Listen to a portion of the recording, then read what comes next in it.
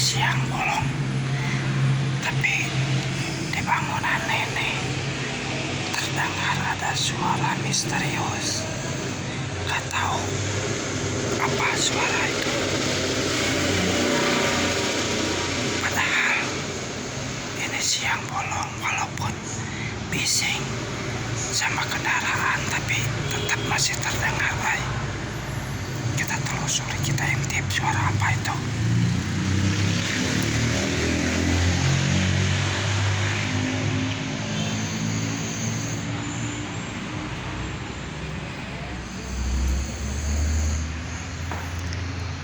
Kita kelihatan naik.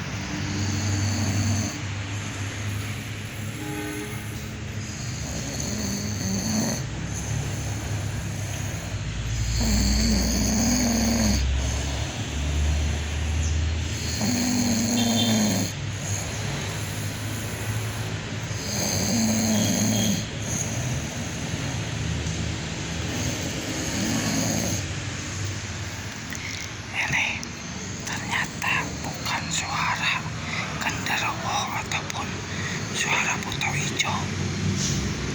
Itu suara teman kita lagi ngorokai. Nah,